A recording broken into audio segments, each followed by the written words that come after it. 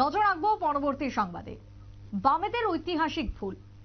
রাজ্য রাজনীতি থেকে শুরু করে দেশীয় রাজনীতির অন্দরে বারবার এই কথা উঠে আসে। আজকের দিনে দাঁড়িয়ে কেন এই নিয়ে কথা? কারণ ভারতবর্ষের প্রধানমন্ত্রী, প্রয়াত প্রাক্তন প্রধানমন্ত্রী মনমোহন সিং এর মৃত্যুর পর এই কথা আরো বেশি ভাবে উঠে আসছে, আলোচনা আরো বাড়ছে। বামেদের আরো একটি ভুলকে ঐতিহাসিক বলা যায় কিনা তা নিয়ে আজকের দিনে দাঁড়িয়ে এই আলোচনা। এবং এই আলোচনাকে কেন্দ্র করে সব থেকে প্রথমে যেটা উঠে আসছে তা হচ্ছে পরমাণু চুক্তি। বিশেষ করে দাঁড়িয়ে পরমাণু চুক্তি থেকে শুরু করে আরো একাধিক বিষয় নিয়ে আজকের দিনে দাঁড়িয়ে আমরা কথা বলবো। তার মধ্যে পরমাণু চুক্তি ইস্যুতে মনমোহন সিং এর সরকার থেকে সমর্থন তুলে নিয়েছিল সরকার, অর্থাৎ বামেরা। আরেকবার বলবো, মনমোহন সিং এর চুক্তি, দুঃখিত, পরমাণু চুক্তি ইস্যুতে মনমোহন সিং এর সরকার থেকে সমর্থন তুলে নিয়েছিল বামেরা।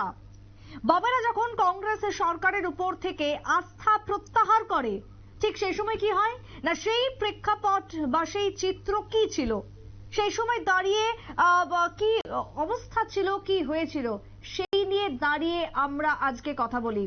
নিউজ ভ্যানগার্ড আজকে কথা বলে বিশিষ্ট সাংবাদিকের সাথে, বিশিষ্ট সাংবাদিক জয়ন্ত ঘোষের সাথে এই নিয়ে আলোচনা হয় এবং সেই সময় দাঁড়িয়ে প্রেক্ষাপটটা কি ছিল মার্জনা করবেন। জয়ন্ত ঘোষালের সাথে কথা হয় নিউজ ভ্যানগার্ডের, এবং তিনি কি জানাচ্ছেন সেই সময় দাঁড়িয়ে প্রেক্ষাপটটা কি ছিল ঠিক যখন আস্থা প্রত্যাহার করা হয়।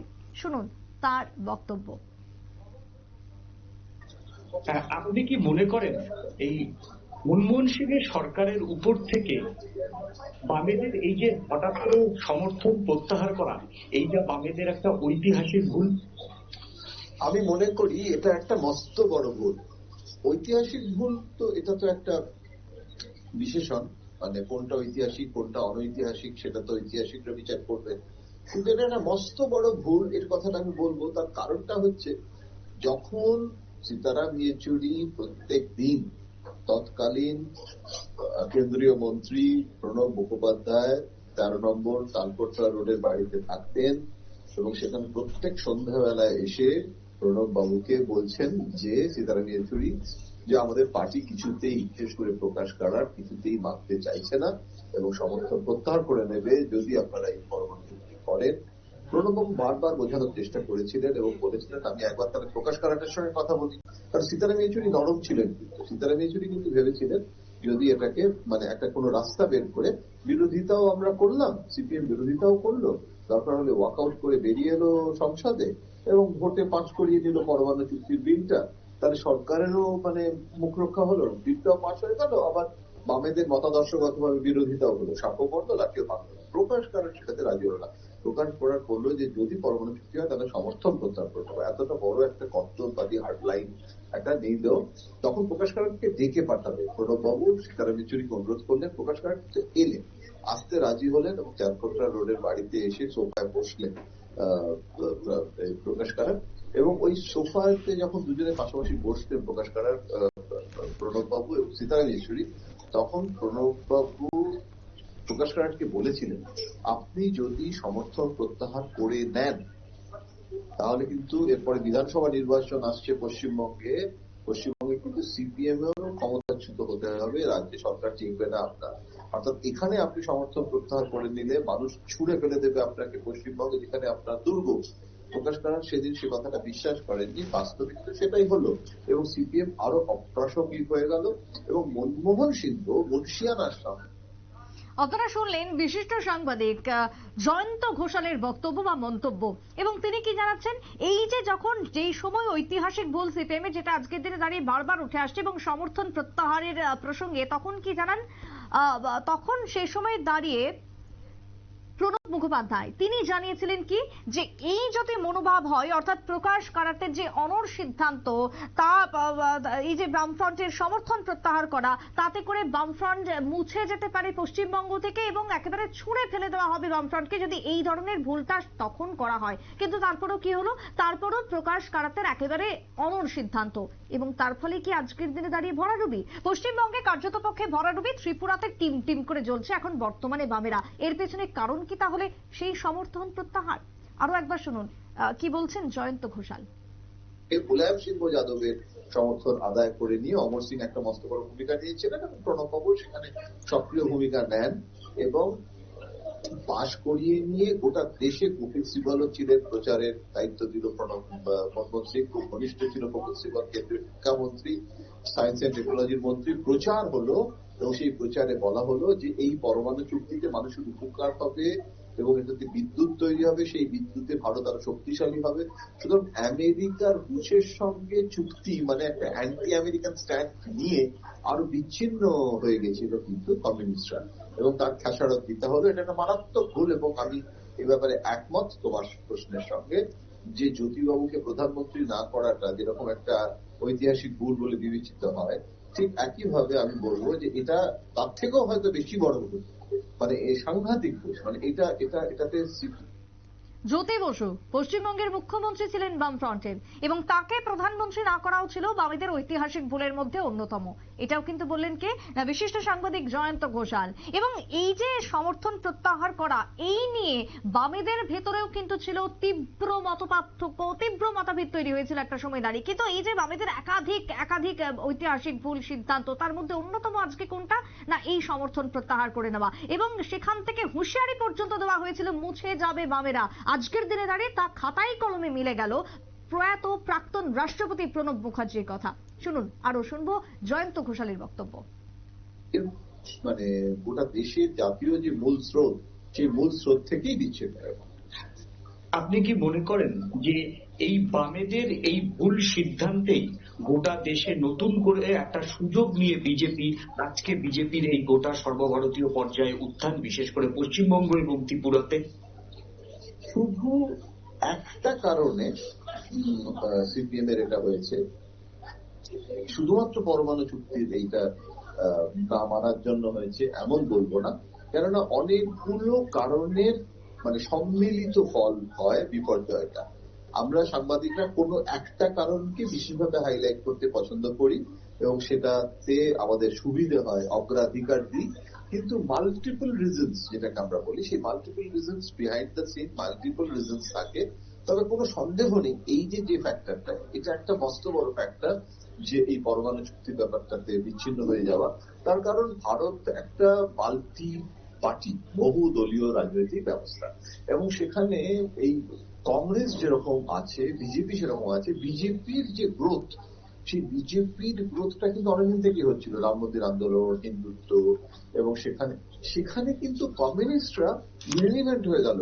তার কারণটা হচ্ছে যে যেখানে মানুষ কি চাইছে, এইটা সিপিএম বা বাম দল তারা তাদের নারীর যোগাযোগ না থাকায় তারা বুঝতে পারলো না। পরমাণু চুক্তিটা যে আসলে মানুষের পক্ষে এবং এখানে অ্যান্টি আমেরিকান, এটা না একটা পুরোনো প্রাগৈতিহাসিক যুগের ধারণা।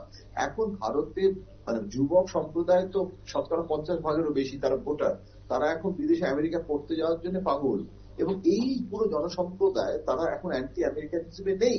সেই anti Coca Cola, anti US imperialism, মার্কিন সাম্রাজ্যবাদের কালো হাত ভেঙে দাও, মুড়িয়ে দাও, সেই দিন চলে গেছে। তারপরে সেইটা বোঝার যে মানসিকতা সেটা নেই, এবং সেই কারণেই তো আমি সবসময় বলি যে 1925 সালে কমিউনিস্ট পার্টির জন্ম। একটা বিতর্ক আছে কোন সাল, 1925 না 1920, কিন্তু 1925 যদি ধরা হয়, ভারতীয় কমিউনিস্ট পার্টির জন্ম যদি মানে তাসখানদেরটা না ধরে ভারতীয় কমিউনিস্ট পার্টি যদি হয় 1925, সেই 1925 কিন্তু আরএসএস এর জন্ম। আজকে আরএসএস গোটা দেশ জুড়ে কি তার দাপট, বিজেপি কত জায়গায় ক্ষমতা এসে গেল, আর কমিউনিস্টরা 1925 সালে তারা জন্মগ্রহণ করেছে। তারা মানে আরএসএস আর কমিউনিস্ট পার্টি কিন্তু সিবলিং, দুই ভাই। সেখানে তারা কোথায় আর কমিউনিস্টরা কোথায়?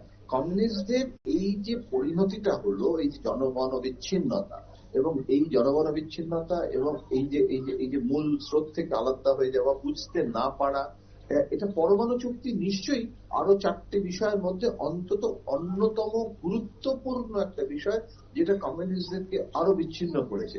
আজকে 1925 সালে যে জন্মেছে, আজকে 2025-এর এই মানে এসে মানে আসছে 2024-এর চৌকাঠে দাঁড়িয়ে বলতে মানে দ্বিধা হয় না যে কমিউনিস্টরা জুরাসিক পার্কের ডাইনোসরে পরিণত হচ্ছে। কি ত্রিপুরা, কি পশ্চিমবঙ্গ, আজকে গোটা দেশে কমিউনিস্টরা কত ছিল। তেলেঙ্গানা আন্দোলন করেছিল কমিউনিস্টরা, অন্ধ্রপ্রদেশের কমিউনিস্ট নেতা ছিল, ডাঙ্গে তো মহারাষ্ট্রের নেতা, তারপরে দিল্লিতে এখনো অরুণা সাফারি রোড আছে, প্রথম বামপন্থী মেয়র, দিল্লি পুরসভা, সেখানে এই যে 2-3টে উদাহরণ দিলাম, এরকম রাজ্য ওয়ারি উদাহরণ আছে। সেই জায়গাটা জনসংঘ এবং বিজেপি করায়ত্ত করলো অকংগ্রেসি দল হিসেবে। মানে কংগ্রেস তো রুলিং পাওয়ার ছিল, তার রুলিং রেজিমের বিরুদ্ধে যে দলটা উত্থিত হলো সেটা জনসংঘ হলো, প্রতিপক্ষ কংগ্রেস শাসক দলের বিরুদ্ধে হয়ে গিয়ে বিজেপি শাসক দল হয়ে গেল। আর সেখানে কমিউনিস্ট পার্টি তারা কিন্তু সেই জায়গাটা নিতে পারত, সেখানে কিন্তু মূল স্রোতে নিল না। কেননা তারা তো সোভিয়েত ইউনিয়ন, পরে চীন। আমরা বলতাম সোভিয়েত ইউনিয়নে বৃষ্টি হলে কমরেডরা ত্রিপুরাতে এবং পশ্চিমবঙ্গে ছাতা নেয়, এখন ওভারকোট পরে। এখন ইন্ডিয়ান কমিউনিস্ট পার্টি হলো না, জনসংঘ আরএসএস কিন্তু ভারতীয় মানে জনসংঘ, তারা কিন্তু ভারতীয় জনতা পার্টি। সুতরাং ভারতীয় আত্মা, এমনকি হিন্দুত্বটা নিয়ে বিতর্ক হতে পারে, কিন্তু হিন্দুত্বটার মধ্যে দিয়ে যে সনাতনী হিন্দু ধর্মের কথা বলা হয় তার বিরোধিতা করা মানেই কিন্তু একটা বিরাট অংশের মানুষকে, মূল স্রোতে যারা রয়েছে তাদের থেকে তুমি বিচ্ছিন্ন হয়ে যাচ্ছে। সুতরাং তুমি নাস্তিক কমিউনিস্ট আর আস্তিক জনসমাজ, এটা একটা মেজর কন্ট্রাডিকশন মানে ইন্ডিয়া। সুতরাং এই সব মিলিয়ে কিন্তু আজকে আরো বিচ্ছিন্ন হতে হতে হতে হতে এইরকম জায়গা আজকে এসে পৌঁছেছে। এর থেকে রেজারেকশন, পুনরুদ্ধার হওয়া, পুনর্জন্ম পাওয়া কমিউনিস্টের বড় দুরূহ কাজ। আমি বলছি না যে কোনোদিনও হবে না, there is no full stop in politics. আপনারা শুনলেন সাংবাদিক জয়ন্ত ঘোষালের বক্তব্য, এবং তিনি কি বললেন যে আজকের দিনে বিজেপির যে উত্থান, সেই উত্থানের পেছনে তাহলে কারণ কি? তাহলে কি কারণ সিপিএম এর এই একের পর এক ঐতিহাসিক ভুল?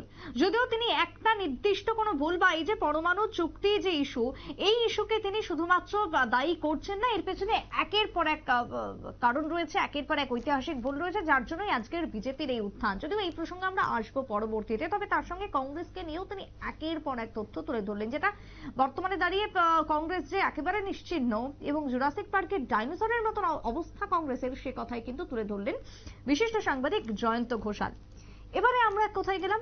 এবারে আমরা যাব এবার তাত্ত্বিক নেতা, সিপিএম এর তাত্ত্বিক নেতা, যার বক্তব্য আপনাদের সামনে এবার তুলে ধরবো। বিশেষ করে এই যে আজকের দিনে দাঁড়িয়ে তীব্র যে মতভেদ তৈরি হয়েছে, এই প্রসঙ্গে সিপিএম এর তাত্ত্বিক নেতা হান্নান মোল্লার কি বক্তব্য, তার সাথেও কথা বলে নিউজ ভ্যানগার্ড। তিনি কি জানাচ্ছেন এবার শুনুন। সবচেয়ে সমস্যার মূল সমস্যার সমাধান তো হয়নি, কিন্তু যেটা হলো কিষানদের লোন এবারের ব্যাপারে মনমোহন সিং সরকার কিছু ভূমিকা নিয়েছিল ঋণ মুক্তির ব্যাপারে। বাকি যে নীতি, সেই নীতি স্বামীনাথন কমিশন ও করেছিল, স্বামীনাথন কমিশনের রেকমেন্ড আস্তে আস্তে গভর্নমেন্ট চলে গেল, তো ওরা রেকমেন্ডেশন কার্যকরী করতে পারেনি। সেই জন্য তখন থেকেই সবাই আন্দোলন ওইটাই যে স্বামীনাথন কমিশন রেকমেন্ডটা কার্যকরী করো। আপনারা শুনলেন এক্ষেত্রে সিপিএম এর তাত্ত্বিক নেতা, পলিট ব্যুরো, প্রাক্তন পলিট ব্যুরো সদস্য হান্নান মোল্লার বক্তব্য, এবং তিনি কি বললেন? তিনি কিন্তু স্বীকার করলেন যে সেই সময়ে দাঁড়িয়ে সিপিএম এর যে সিদ্ধান্ত তা ভুল ছিল, অর্থাৎ মনমোহন সিং এর সরকার থেকে সমর্থন প্রত্যাহার করে নেওয়া যে ভুল ছিল, সেটাই স্বীকার করলেন এই প্রাক্তন পলিট ব্যুরো সদস্য। শুনুন। মানে ইউপিএ থেকে সমর্থন তোলাটা ভুল ছিল, অন্তত সাম্প্রদায়িক শক্তিকে ঠেকানোর জন্য। এটা ঠিক ছিল না। ফার্স্ট ইউপিএ আজ পর্যন্ত যতগুলো বুর্জোয়া গভর্নমেন্ট হয়েছে, বুর্জোয়া গভর্নমেন্ট স্বাধীনতার পর ফার্স্ট ইউপিএ ছিল সব, তার মধ্যে বেশ। তো এটা ঠিকই যে ওইতে যেমন একদিকে কংগ্রেসেরও লোকসান হলো, কংগ্রেসও সেই থেকে আর রিকভার করতে পারছে না, তেমনি লেফটও ধীরে ধীরে ক্ষয়ে গেল। ওই পরিস্থিতিতে একটা ঐতিহাসিক মোড় ছিল। আর ওই মোড়টাকে যদি দুপক্ষই মানে উপযুক্ত বুদ্ধিমত্তা এবং সচেতনতা দিয়ে আগিয়ে নিয়ে যেতে পারত, হয়তো অবস্থা বেটার হতো। কিন্তু এটা কনজেকচার থেকে হবে না, বাস্তব উল্টো। তাহলে তো এটাকে একটা ঐতিহাসিক ভুলই বলা যেতে পারে দুই পক্ষেরই। ভুল তো বটে। আপনারা শুনলেন, বলতে পারেন তা এক প্রকার ঐতিহাসিক ভুল। কে বললেন? বামেদের তাত্ত্বিক নেতা, প্রাক্তন পলিট ব্যুরো সদস্য হান্নান মোল্লা। তার যে বক্তব্য আরো একবার শোনাবো, যে তিনি স্বীকার করলেন। শুনুন। তাহলে তো এটাকে একটা ঐতিহাসিক ভুলই বলা যেতে পারে দুই পক্ষেরই। ভুল তো বটে। আপনারা শুনলেন হান্নান মোল্লার বক্তব্য যে সেই সময় দাঁড়িয়ে পরমাণু চুক্তি ইস্যুতে যে মনমোহন সিং এর সরকার থেকে সমর্থন প্রত্যাহার করে নেওয়া হয় বামফ্রন্টের, এবং এই যে সমর্থন প্রত্যাহার করলো বামফ্রন্ট, সেটা ঐতিহাসিক ভুল এক প্রকার দাঁড়িয়ে আজকের দিনে দাঁড়িয়ে স্বীকার করলেন কে না এই নেতা হান্নান মোল্লা, যিনি বর্তমানে পলিট ব্যুরোর প্রাক্তন সদস্য। তবে এবার দেখবো আমরা ফরওয়ার্ড ব্লকের এই নিয়ে কি বক্তব্য। একটা সময় দাঁড়িয়ে বামফ্রন্টের শরিক কংগ্রেসের একেবারে কংগ্রেসের কঠোর সমালোচনা যারা করে বা করেছেন, সমালোচনায় ফরওয়ার্ড ব্লক এবার তিনি কি বলছেন বা তাদের কি মতামত উঠে আসছে পরমাণু চুক্তি ইস্যুতে সমর্থন প্রত্যাহারকে কেন্দ্র করে। এবার শুনবো সেই বিষয়ে নরেন চট্টোপাধ্যায়, ফরওয়ার্ড ব্লকের সম্পাদক পশ্চিমবঙ্গের, তিনি কি বলেছেন সমর্থন প্রত্যাহার ইস্যুতে, শুনুন। এই যে ওপেন ইকোনমিটা, আমি বলতে চাইছি ওপেন ইকোনমির যে ব্যবস্থাটা, সেই ব্যবস্থাটা কিন্তু চালু করেছে কংগ্রেস WTO গ্যাটে সইয়ের মধ্য দিয়ে, ঠিক আছে? অত এর জন্য একটা ইন্ডিভিজুয়াল কেউ দায়ী নয়, সবাই দায়ী, কংগ্রেসের পলিসি রয়েছে। আপনি কি মনে করেন যে আপনারা ওই সময় সমর্থন তোলাটা আজকে? না, সমর্থন তোলা না তোলা ওটা বড় কথা না। বড় কথা হচ্ছে যে সেই সময় যে পলিসিগুলো কংগ্রেস এনেছিল সবকটা অ্যান্টি পিপলস পলিসি, তার বিরোধিতাই বামপন্থীরা করেছে, এবং বিরোধিতা করতে গিয়ে মনে হয়েছে যে এই সরকারটাকে ফেলে দেওয়া দরকার। ওই সরকারটার মেজরিটির সুযোগ নিয়ে, কাম মেজরিটি ছিল সে নিয়েও ব্যবহার করছে, এই জন্যই করেছে এটা সেই সময়, ঠিক আছে? আজকের দিনে দাঁড়িয়ে সেটা কি ঠিক মনে হচ্ছে? ঠিক তো কোনোটাই নয়। ব্যাপারটা হচ্ছে যে সেই সময় যেটা হয়েছিল সেটা তো কংগ্রেস আর ইমপ্লিমেন্ট করতে পারেনি, বিজেপি এসে ইমপ্লিমেন্ট করেছে। নরেন চট্টোপাধ্যায়ের বক্তব্য আপনারা শুনলেন, এবং সেই সময় দাঁড়িয়ে ভুল উভয় পক্ষেরই ছিল। আজকে ফরওয়ার্ড ব্লকের যিনি পশ্চিমবঙ্গের রাজ্য সম্পাদক, তিনি এমনটাই জানাচ্ছেন যে ভুল সেই সময় দাঁড়িয়ে উভয় পক্ষেরই ছিল। তবে এর পেছনে তাহলে কি বিজেপির উত্থানই উঠে আসছে ঘুরে ফিরে? সেই সময় দাঁড়িয়ে এই যে দৌড়, সেই দৌড়ে এগিয়ে গেল কে না বিজেপি, ক্ষমতায় কারা হলেও বিজেপি। তাহলে এই ক্ষমতায় আসা বা বিজেপির এগিয়ে যাওয়ার পেছনে কি তাহলে সেই কারণ সিপিএম এর এই একের পর এক ঐতিহাসিক ভুল? এই প্রসঙ্গে আমরা কথা বলি কার সাথে না, এই প্রসঙ্গে এবার কথা হয় বিজেপির দৌড়ে আসার যে প্রশ্ন আজকে উঠে আসছে তা কতটা প্রাসঙ্গিক, এই নিয়ে কথা বলেন পশ্চিমবঙ্গ প্রদেশ কংগ্রেসের প্রাক্তন সভাপতি প্রদীপ ভট্টাচার্য। তিনি এবার নিউজ ভ্যানগার্ডকে কি জানিয়েছেন, শুনুন। সেটা হচ্ছে এই যে নিউক্লিয়ার ডিল থেকে যখন বিরোধিতা করে সিপিএম বেরিয়ে যায়, তারপর দেশের সার্বভৌমত্বে এখনো পর্যন্ত কোনো আঘাত আসেনি। সিপিএম বারবার সার্বভৌমত্বে আঘাত আনার অভিযোগটা বারবার করছিল, বিশেষ করে প্রকাশ কারাত, কিন্তু এখনো পর্যন্ত সেই রকম কিছু আসেনি। আপনি কি মনে করেন যে সেদিন যদি সিপিএম এবং কংগ্রেসের জোটটা থাকতো, তাহলে জাতীয় রাজনীতিতে আজকে বিজেপি যে সুবিধা পাচ্ছে সেই সুবিধা পেত না বিজেপি? ঠিকই বলেছেন, শুধু ওই ঘটনা নয়। আমি আপনাকে স্মরণ করিয়ে দিই, আমি তখন পার্লামেন্টের লোকসভার সদস্য, নরসিংহ রাও তখন আমাদের নেতা। আমার মনে আছে যে যখন দেবগৌড়া মন্ত্রিসভা চলে গেল এবং তারপরে বোধহয় আরেকজনকে আসছে না, সেটাও ভেঙে গেল, তখন তখন অনেকেই প্রপোজ করেছিলেন জ্যোতিবাবুকে প্রধানমন্ত্রী করার জন্য। মনে আছে আপনাদের নিশ্চয়? জ্যোতিবাবু প্রধানমন্ত্রী করার ব্যাপারটা প্রকাশ কারাতরা ভীষণভাবে বাধা দিয়েছিলেন, এবং পরবর্তীকালে জ্যোতিবাবু বলেওছিলেন এটা একটা ঐতিহাসিক ভুল। ঠিক একই রকমের ঘটনা নিউক্লিয়ার ডিলের পরে যদি এই সিপিএম পার্টি, তাদের তখন 61-62টা সিট, তারা যদি কংগ্রেসের সঙ্গে থেকেই যেত, ভারতবর্ষের রাজনীতি বিজেপির এতটা প্রতিপত্তি আমরা দেখতে পেতাম না। তাহলে ভারতবর্ষের রাজনীতির চেহারাটাই অন্যরকম হতো। দ্বিতীয়ত দেখুন, এরপরেই সিপিএম ক্রমশ ক্ষয়িষ্ণু শক্তিতে পরিণত হয়েছে। পশ্চিমবঙ্গে তারা শূন্যতে নেমে এসছে।